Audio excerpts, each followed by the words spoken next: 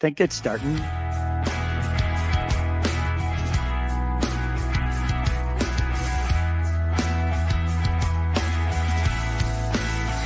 Unsyndicated presents Shep and Sean, featuring Matt Shepard and Sean Baligian.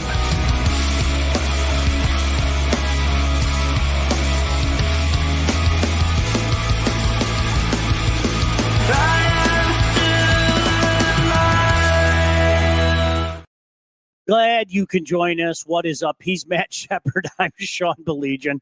Shep, I want to start. Can we talk about, there's been a lot of talk about, some famous two-sport athletes. And, we can pick, who the best two-sport athlete is. But very rarely do we have an opportunity to talk about guys that dominate at two positions, let alone 25 years apart. For Deion Branch to win a Super Bowl MVP and then jump into the Lions the last couple of years and then automatically become one of the best wide receivers in the league. I don't think enough is said about that, Shep. I really don't. Pretty impressive. The transition I didn't see coming. I got to be honest with you. For a guy to be out as long as he was out, make the comeback, and I think for Jonathan Vilma to break the news on Fox during the broadcast, I would have thought, see, this is where, I miss TV a little bit. I would have led with that. Like, I would have thought that would have been in the game open. You and I do TV, producers sit down and they tell you, let's go over the open. What's the main story? It wasn't Ben Johnson coming back to Detroit. It wasn't the fact that, one of these teams is going to have two losses within the division. It was actually Deion Branch moving from wide receiver to safety and being able to play as quickly as the Lions signed him. And it's a scoop if you think about it. Like, there's not one Lions beat writer who had the signing of Deion Branch. I thought it might have been Cliff Branch. I thought it might have been Adrian Branch from the NBA, but I sure didn't see Deion Branch coming. So that shows that I'm just a little bit out of touch, my man. Listen, Shep, all jokes aside, and we've both done a bunch of play-by-play. You obviously at the highest level more than I have. Slip of the tongues are going to happen. Absolutely. I've said so many dumb things. But what makes it a slip of the tongue is it's a slip of the tongue. It's one time, not over and over and over. That was painful. I'll just leave it at that. That was painful. So there's two things, and you and I have been. You've been in the analyst side. I've been on just play-by-play. Here's the thing. When something like that happens, it happens. It happens to everybody. I don't think it's a big deal. I really don't. If you correct it. I don't think it's a huge deal if it only happens once. Mm-hmm. It happened 3 times. And just to walk people through television, in your headset, there's a little box in front of you that's called TalkBack. And you have a mute button in case you have to sneeze, cough, or in Sean's case, burp. Or there's a TalkBack button that you press it and you talk to the TV truck. Now, there's 2 ways to handle that. If you're Kenny Albert, talk back to the truck. He said Deion Branch twice. The producer, director, assistant director, all of them can jump into his headset and say, Jonathan, correct yourself. It's Brian Branch. Or if you're Kenny Albert, you can write on a big piece of paper. And you can just sit there while he's talking and just to help him out and just go like this. Brian. Yep. That's all you got to do. You're not showing him up. You're not embarrassing him or anything like that. What's the worst part about it is nobody said anything to him. I know. And then he wasn't able to go, my fault, man. I got Deion Branch on the mind because I played against him. It's okay. It happens, man. I mean, the guy shouldn't be crucified for doing it, but it's just ridiculous. It really is kind of ridiculous that nobody was there to get his back. I don't blame as much Jonathan Vilma as I do the people who are working with Jonathan Vilma, unfortunately. And Shep, I think you nailed it. I think sometimes when you're talking about Vilma probably has this CTE, let's be honest. Okay. Shep, I think you nailed it. I have been fortunate to do like commentary at certain levels. You know, the higher you go, they're not going to ask some idiot like me to do commentary. And thankfully, I've been able to do play-by-play. But that's the type of thing, exactly what you said. Somebody should literally write on a piece of paper, or even when you go to the break and just go, "Hey, dude, I know you know. I know you know, okay? But it's Brian Branch." And it didn't happen, Shep. And it was yeah. I tweeted out the other thing I tweeted out after he said it a second time on the replay. The replay really gives you the best opportunity. Yep. He's going through the replay. Kenny can then tell him, or the producer can tell him too. If they didn't hear it, then shame on them in the truck. But I tweeted out, can somebody please tell him? I mean, Dion hasn't played in a long time. He was a wide receiver. I think 2014 was his last. And Brian Branch is one of the best players at his position. It's insane. Okay? We're not talking about a backup here. We're talking about a guy who starts every game and is a Pro Bowler. It's mind-boggling. Yeah. But we've all had players on our minds. There's certain things that you have a hard time getting out of your mind because of the association with a name or a last name or something like that. Again, it's fine. It happens. Nobody is perfect in this business, radio, TV, or anything. You got to make sure that you correct it. 100%. Hey, is everything right now, Shep? I mean, look. I don't think either one of us were losing our mind. No, you knew it would be this was going to be a different kind of year. I've been saying it for a while, Shep. This regular season is going to be miserable for me, and I'll tell you why. Because my jaw would drop if they got 15 wins. So I can hear people saying now, I've watched the NFL. Haven't you watched the NFL? They're 3 games worse. They're not going to do a damn thing. Every loss is going to be the end of the world because we live like real NFL franchises live now. Okay, so I've already established that it, you know, the ultimate success or failure is January or February. Just make sure you get there, okay? But with that being said, the way they beat the Bears, I think did us all a little good, didn't it? We're going to sit there and complain about not that they lost to Green Bay, but how they lost. Yep. And shouldn't we also say not that they beat the Bears, but how they beat the Bears? It's interesting, Sean, when you talk to friends and you talk to people in the chats and callers and things of that nature, they will quickly tell you that, Detroit wasn't good enough to beat Green Bay. And then the win over Chicago is because Chicago's really bad. Yep. So my response to them is always, what did they have to do in a win over the Bears to at least give you a willingness to acknowledge them? 52 points is a lot.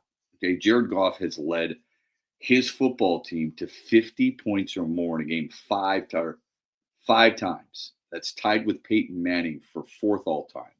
The only players to do it more, Tom Brady with 8, Drew Brees and Len Dawson each with 6. That's pretty impressive. It's a Chicago Bears team. Correct me if I'm wrong here, Sean. A year ago, people thought, well, the defense is pretty good. The reason Ben Johnson was going to Chicago is because the defense is good. You've got weapons on offense, and you get to work with a young quarterback. And now people are tearing them down like, well, it's the Bears. The Bears suck. Really? Okay. They may end up sucking. You still have to beat teams. Okay? Seriously. You still have to beat teams. I'm giggling because I've experienced that more times than you could shake a stick at, You're absolutely right. It's incredible that, as you and I both know, because we've been to practice and talked to coaches and talked to players, and we're fortunate, how hard it is to win every single week in college football, let alone the NFL. Yep. And then to make it look so damn easy at times can almost be like a punishment for a team. You know what I mean? Because everybody thinks it should happen all the time. If I can be a Spartan fan for a second, the reason why I started giggling is when it started to come together for them in the D'Antonio era. I can't tell you how many times I heard a conversation like that where somebody pick a team, pick Iowa, Kirk Ferentz, the genius of Kirk Ferentz, the winningest coach in Big Ten history. Okay. Yeah. We're going to find a lot out about the Spartans this weekend at Kinnick Stadium. Okay. And then Michigan State would go and beat them. And you know what you hear after the fact? They're a fraud. Yeah. Because Iowa doesn't play anybody. Right. Yeah, it's magical. It's absolutely magical. Well, look what's happening with the Spartans right now. I went to Parents' Day on Saturday. I went to the game. I had an absolute blast. Yeah. Right? It was so much fun. Do we fool ourselves into thinking that this was a top 20 team? No. Probably not. I mean, I hope not. If you did, then shame on you. But they're 3-0. They have warts, like a lot of teams do. Hi, Clemson. Hi, Texas. A lot of teams have warts. And I'm not saying Michigan State's as good as those two. I'm just saying every team has some problems, Notre Dame. Then, look, they're still getting some decent play out of some guys. And I know it's a low bar. But people are like, you should be beating these teams 30-0, 35-0. And I just don't know where they're getting that from. Yeah. It's hard to admit your team has to take incremental steps. And I suppose that's part of the Spartans. And the only reason I bring up MSU is because, I was on the campus on Saturday and people they just didn't like it. Like I sit next to a guy and I said, boy, I really like that play call. And I really like your tight end. And I think Childs is growing. And he's like, they're not any good. Like, okay. If they win today, they're 3-0 though. I mean, would you rather than be 2-1 and, put up more points or be 3-0 and learn from them? Well, they're going to get blown out by USC. Do we know that? I mean, USC's not great. Somebody's got to be ranked 25th, I guess. But I don't know. It's hard to please them. That's all. Shep, I want to get to a couple great comments from Yev, but you know what? Last weekend is something I have said forever, and both Michigan and Michigan State got to live the two sides of that coin, okay? Games like that, okay? And no disrespect to your alma mater, okay? And no disrespect to Youngstown State. But games like that, when you have games like that on your schedule, there's nothing good that can come from them. And what I mean by that is you can go beat Central Michigan 63-3. And Bryce Underwood can put it all together. And you know what people are going to do? They're going to sit back and go, oh, aren't you adorable? You did that to your in-state friend. Oh, isn't that? Oh, you guys are the best. You can never win. And the same thing that can happen. I shit you not. A Michigan fan who is often in this chat, by the way, was like giving it to me the other night. He was going, oh, are you worried? Oh, laugh out loud and everything. And I go, they won by 17 points, man. Like, I get it. Aiden Childs misses guys downfield. Yes, I get it. I'm terrified of what this defense, what USC might do to this defense next weekend. I'm terrified of it. But you won a game by 17 points, man. Like, what? Am I supposed to cry over that? How do I react? We're going up for the UCLA game, by the way, Shep. So if you're up, that's awesome. I might see you there. There's a number of guys who miss open. Michael Penix missed some guys open the other night. J.J. McCarthy missed some open guys the other night. Did he ever? Caleb Williams missed some guys open the other night. I'm not saying Aiden Childs is an NFL quarterback. I'm saying they're not perfect. They've got to make those plays, and they got to make them against better teams. Michigan, Bryce Underwood will have to play that well against a good team for doubters to believe in him. But he did do it. And if he didn't do it, you'd be pissed. If he does do it, you take it away from him. And it's just not fair, okay? So I'm not going to get too high over his performance. I'm not going to sit there and get too low against his performance against Oklahoma. I think it takes a little bit of time for us to evaluate young quarterbacks. And I think both Michigan and Michigan State have young quarterbacks. Couple good comments from Yev. We're not as bad, meaning the Lions, as we were against the Pack, and we're not as good as we were against the Bears. The trenches will be a roller coaster all year. Shep, I was watching the Eagles again, and honest to God, I shake my head. I don't understand how people don't see this. The way they control games at the line of scrimmage, I mean, that is the secret sauce for the Eagles. I don't care what anybody says. I just time and time. Detroit too, dude. No doubt about it, man. No doubt. When people say, you know what, why didn't you draft this guy? Why didn't you? Taking care of those guys up front and making sure you've got as quality of players as you can get up front is so vital. And the teams that don't do that, you can tell what happens, right? I mean, Chicago tries to patchwork it. What does Detroit do? They draft their left tackle. At one point, they drafted their right tackle. They drafted their right guard. They drafted their left guard. They originally drafted their center, but he came back after going to Denver. That's how you win in the National Football League. Yes, it's a passing league, but you've got to be able to run the football if you're the Detroit Lions because they're all off play action. And if you're a team that's going to be threatening to win a championship, whether it be a division or a conference or a world championship, if your offensive line isn't sturdy, you're not going to do it. It's just not going to happen. I mean, you and I watched Tampa last night. How good was Tampa? Baker Mayfield, somebody wrote that. I think it was, he said Baker Mayfield is a red ass, and I love him. I love him too. I love him. Shep, I've done a 180. I thought even a couple years ago he was an absolute douche, Johnny football wannabe type of guy. And I don't know, maybe humbled, mature, whatever the case may be. I love watching that guy play. He is just a gamer. Absolutely. I don't care if he only threw for 214 yards, 2 scores. That fourth down run on that final drive where he led him 11 plays at 80 yards. For the touchdown with 6 seconds left. I was just like, how do you not root for that guy? There's a couple of guys, I say this, stop me if I ad nauseum. There's a couple of guys who have literally changed my mind about them. Bryson DeChambeau on the PGA Tour, now the Live Tour. I thought he was an absolute douche. Mm-hmm. Ever since he got involved in social media and playing rounds with the good guys and all this other stuff, it's completely changed my opinion. Right. He's likable. He's approachable. He seems like a really good dude, and I'm glad he's on the Ryder Cup team. Baker Mayfield's another one. Baker Mayfield, I couldn't stand at Oklahoma. Just couldn't stand him. Now, and it's not like I was a big fan of his in Cleveland, although he did win 11 games. Sean, I don't know if it was him going to Carolina.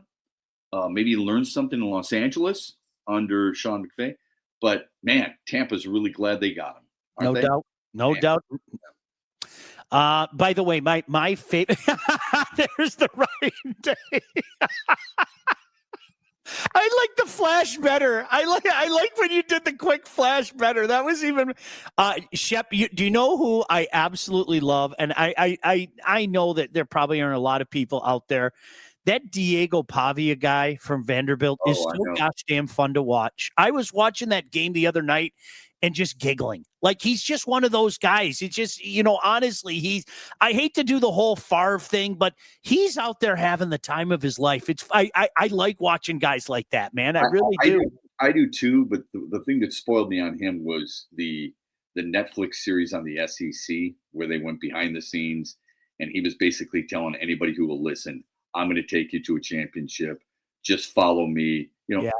I don't need guys to tell. It's almost, maybe it's not quite as extreme, but it's a little like J.J. McCarthy. He throws a pick. He goes up and down the sideline, and he's talking to his offensive lineman, slapping him 5 and saying, we're going to be fine. A lot of those offensive linemen, I guarantee you, they're going, hey, dude, I've been doing this for a long time. This is your second game. Yeah. I don't need the rah-rah speech.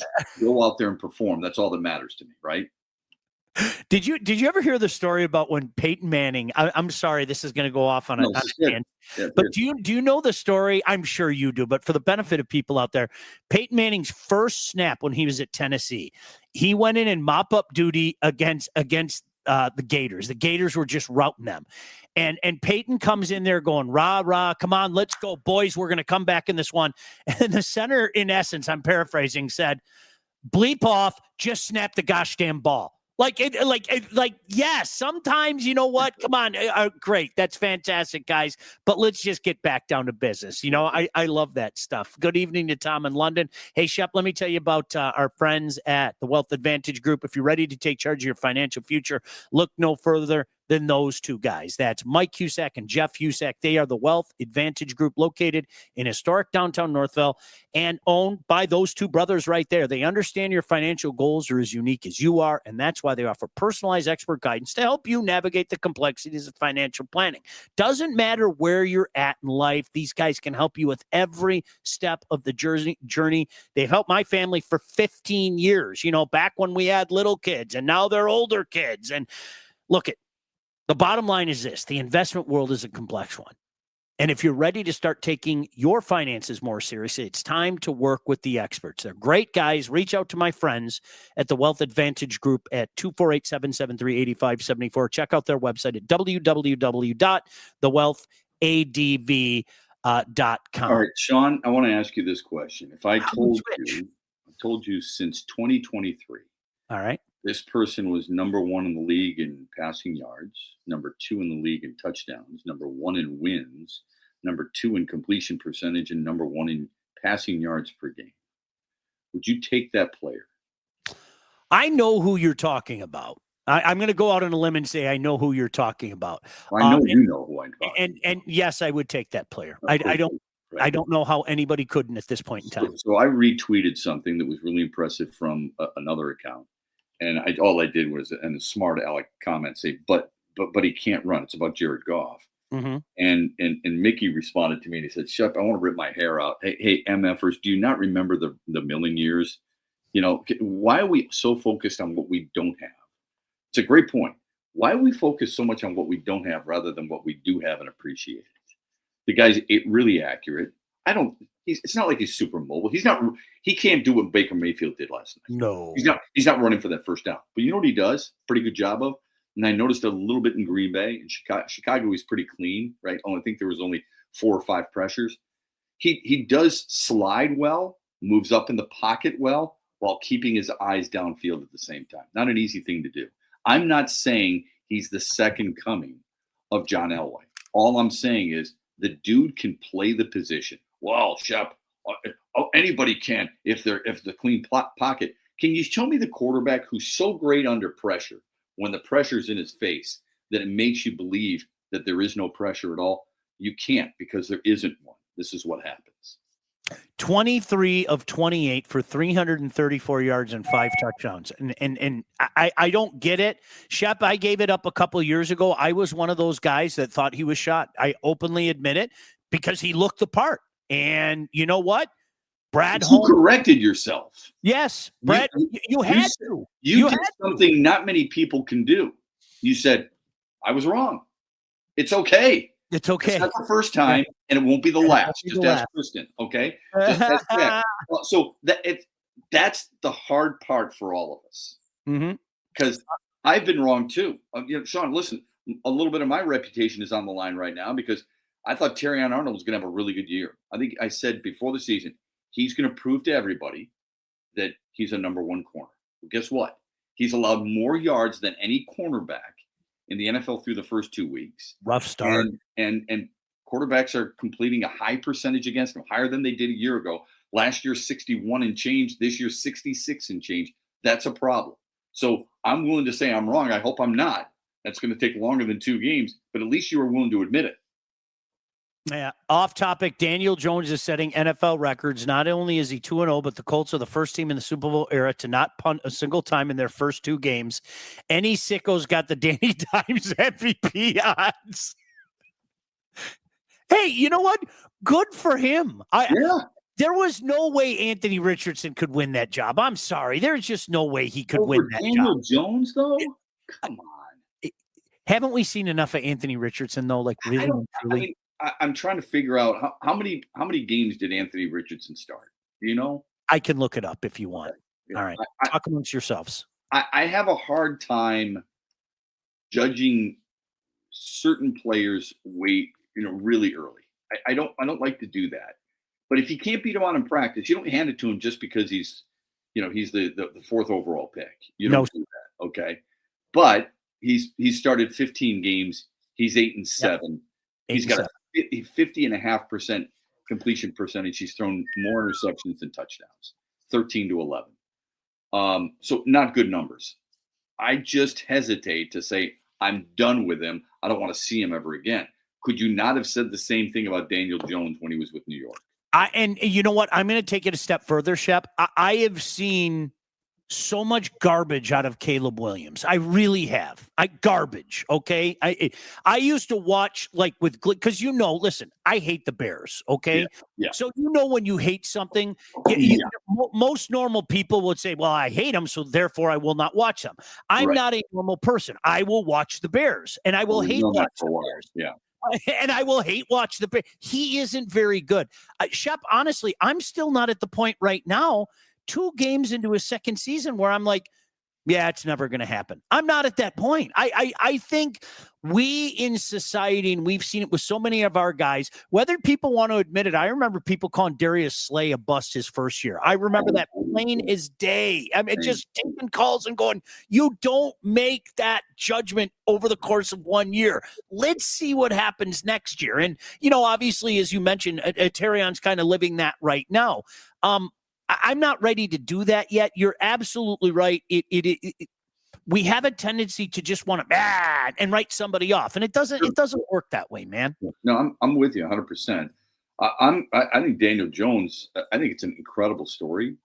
Kind of happy for him. I don't know him, but kind of happy for him. I like when players can overcome that type of adversity. I don't know if they'll be able to keep it up, but it is interesting how he's off to a 2-0 start.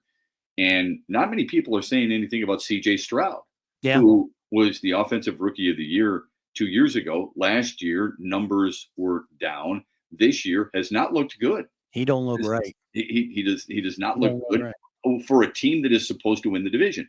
Doesn't mean you bench him. Doesn't mean you're giving up on him. Just saying the observation is that he has not looked like the same type of player. You know who else doesn't look right, Shep? And it's only 2 games, but I've seen Jaden Daniels twice, and they don't look right. Like, I don't know what it is. They just don't look right. And obviously he's dealing with a sprained knee right now, but it's amazing because CJ Stroud, I don't think enough people talked about what he did his rookie campaign. It was insane what he did his rookie campaign. How nervous are you guys about the Ravens game? I think we get revenge, actually. The line is Ravens by a touchdown to open. I'll tell you how nervous I am. Nobody is getting after the quarterback like the Ravens are. And that does make me nervous. That makes me incredibly nervous. I'm not going to lie, Shep. So here's the other thing that makes me nervous. And that is, Lamar Jackson threw 4 touchdowns last week, but Derrick Henry didn't have a good game. Mm-hmm. That concerns me a little bit. I thought Tyreek Williams was really good. I think Detroit can do whatever they can to stop the run. And it's easy to say, let's just keep Lamar Jackson in the pocket. Everybody tries to do that. Right. It's not like we're breaking any ground here. How are you going to pressure him when the man whose name I refuse to say, I'll use a Sean Baligian quote, is hurt again? Mm-hmm. And, more Muhammad is what Dan Campbell says. Oh, well, no shit. It has to be, because whose name I will not say is hurt yet again. DJ Reed is definitely a downgrade from Carlton Davis. Nobody is talking about it. I don't know if that's true.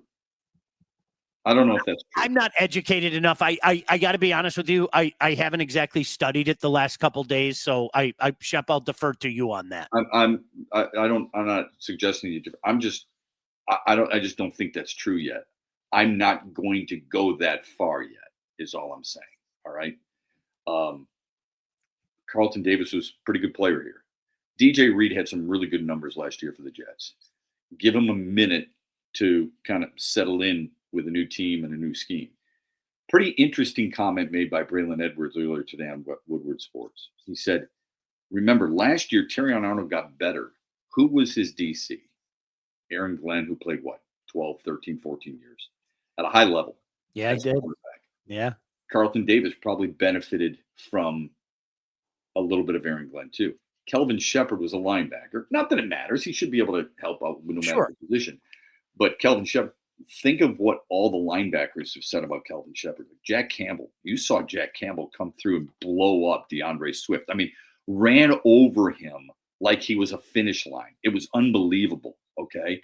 Love Jack Campbell.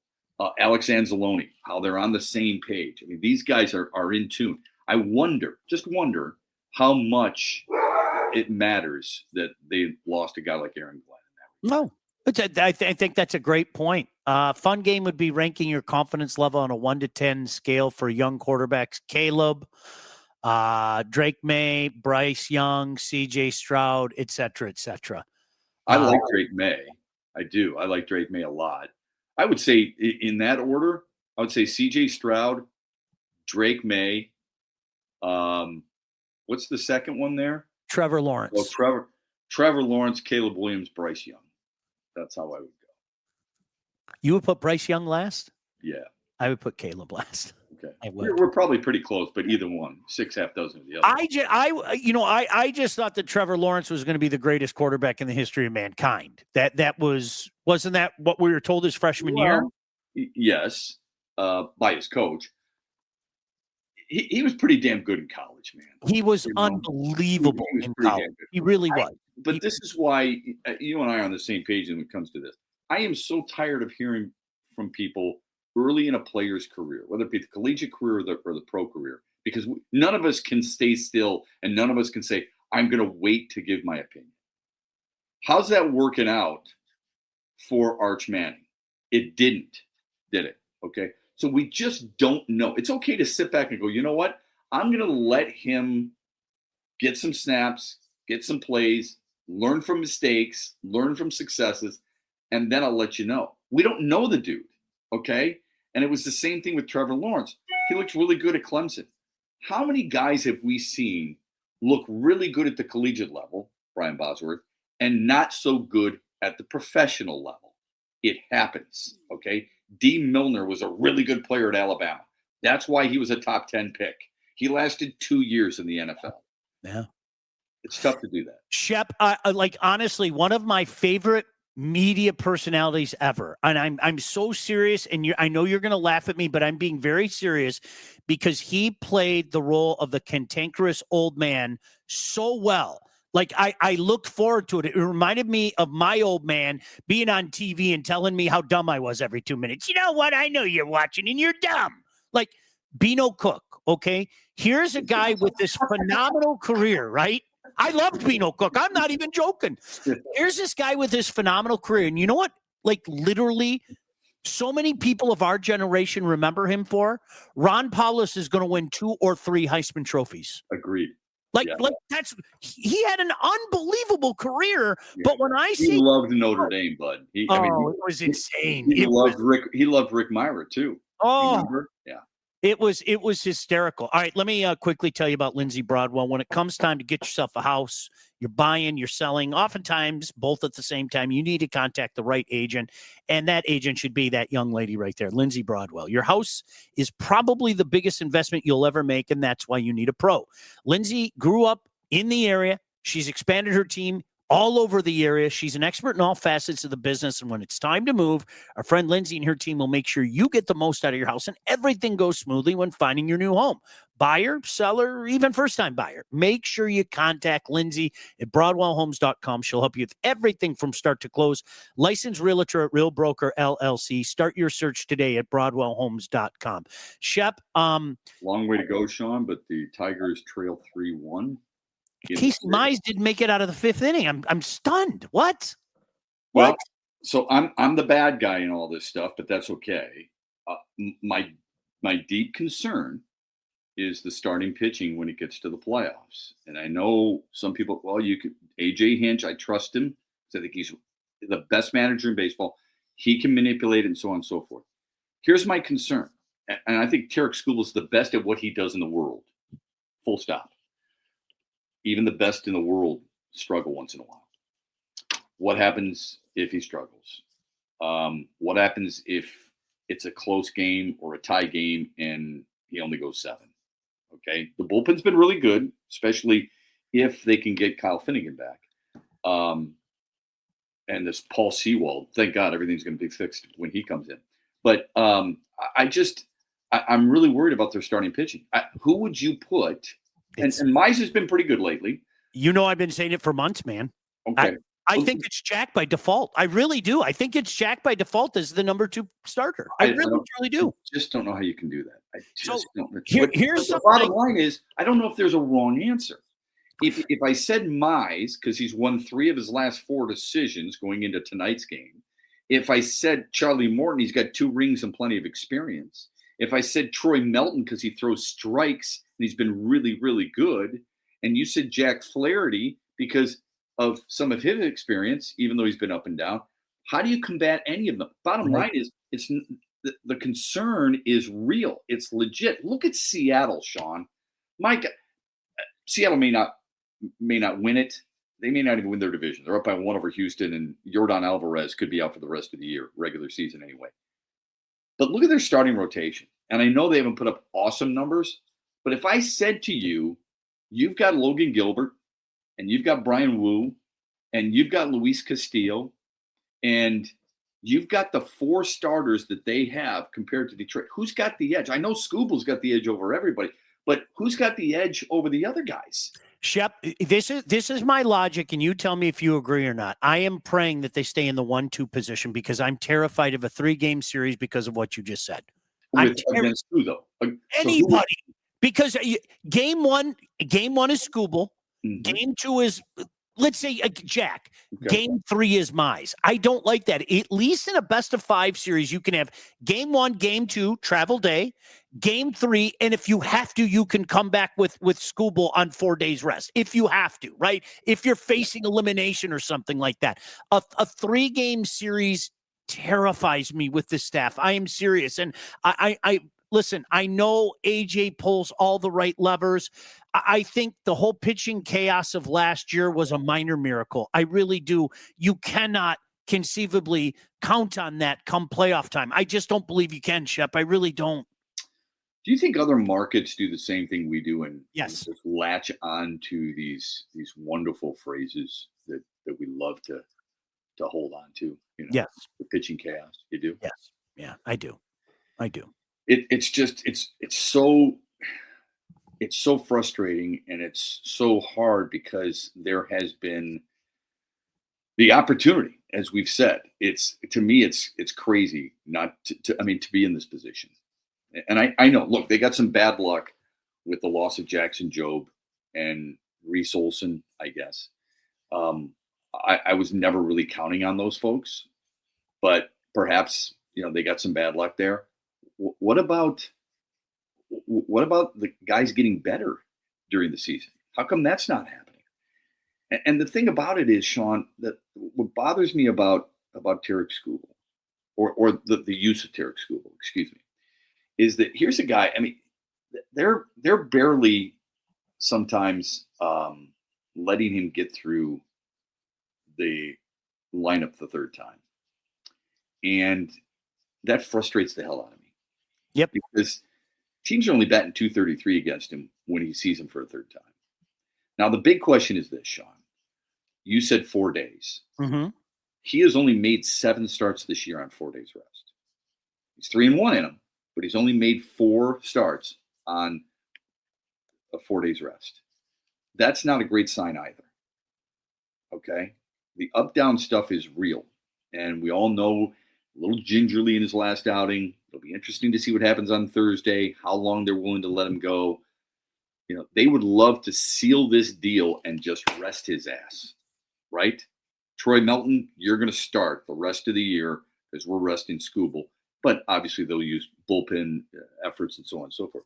You just got to be real careful. I think I'm not trying to look at gift horse. I think they're good. I think they're really good. And I think this American League is wide open, but it's okay to talk about the concerns. They're doing it in every other market, dude. Toronto's concerned with that Bo Bichette won't play for the rest of the regular season. New York is concerned with their pitching and a little bit of their inconsistency. Aaron Boone. Yeah, they probably are. Yeah. Seattle might be concerned just a little bit with their bullpen, and Cal Raleigh just hit his 55th home run, by the way. Jeez, oh, Pete. I know. Should he be MVP?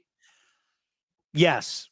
Okay. Yes. Because I've said the same thing. Yes. And then you look at the stats. Judge leads everybody in OPS, slug, average, hits. He's gone like this year. The start that he was off to this year was historic. It really was. And things have kind of gone like this. And I think Cal's gone like that. You're talking about Judge? Yeah. Yeah. I think he stayed. I think he stayed really steady. I think that's the reason he's in it. Obviously helps that you're in New York. He's very unique because he leads the league in batting average. Okay, and yet he's a power hitter. Mm-hmm. I'm looking at it when I had to argue with myself about this for Cal Raleigh because now he's got 55. Aaron Judge still has 58 bombs. Mm-hmm. Okay, that's or 48 bombs. What did I say? 58, 48 bombs. He's still, driving in a ton of runs and leading the league in slugging, OPS, and WAR. That's the reason he's part of it. But I'm glad I'm not alone on that island with outside of Seattle. Aaron Judge picked it back up in September, but I'm looking it up because I know in the middle part of the schedule he really struggled by Aaron Judge standards. He got off to such a tremendous start. I'm just looking at it right now. Again, how can you say he had a 923 OPS in August, for goodness sake, but he only hit 241. You know what I mean? So I think that's part of it, Shep, in my opinion, is he was on such a historic pace. I mean, he really was for a while, that it kind of came down at the same time that Cal Raleigh did what he did at the All-Star game and then has built it to a crescendo and all that. So and yet he still leads the league in batting averages. It's insane for him to even have that slip. That's something else, man. All right. Let's do one more read and then we can get out of here, because I think we both want to watch a game. All About Catering LLC, full service caterer, graduations, weddings, bridal showers, corporate events. Listen, anything you need catering for, from 25 to 4,000 people. All About Catering can and will take care of you with Rick and his staff. Customer service and satisfaction is their number one goal. So do not sweat your next big event. Just go to allaboutcateringllc.com today to see their menus and all their 5-star reviews. Give them a call, 586-731-1398 to get your event started. Hey, while I have both you and Todd here, do you want to just do next Tuesday again? Can you do next Tuesday again? Sure. I think we're all going to be busy next Monday night. Yeah, I think so too. Yeah, I'm all over that. Yeah. All right. Sounds good. Hey, I don't know if you know this. Riley Green just scored, even though he runs funny. So that's good.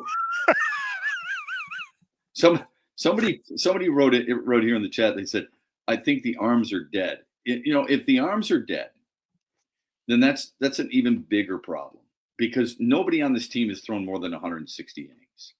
And I want you to think about that for a minute. I mean, that's a serious problem. Tom wrote that.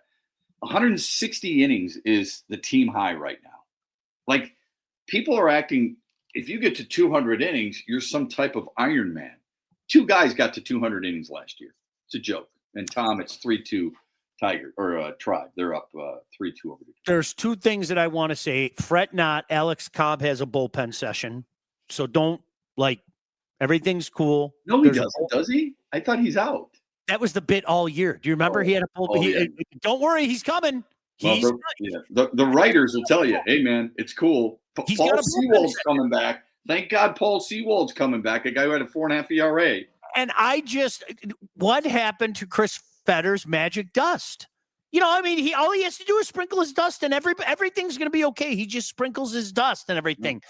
You know what happened to it? It drives me nuts. The same thing that happened to Ben Johnson's magic dust with Caleb Williams. It's amazing, isn't it? Yeah. It's almost players make plays. Sometimes, just a little bit. Just a little bit. Have a good show tomorrow morning, my man. You guys, make sure you check out Shep and Bray, 2:00. Todd, thank you. We'll see you guys tomorrow night. Bye. Shep and Sean, featuring Matt Shepard and Sean Baligian. Executive produced by Sean Baligian and Todd Losey. Theme song, incidental music, and related sound effects are from Still Alive by Anti-Ghost.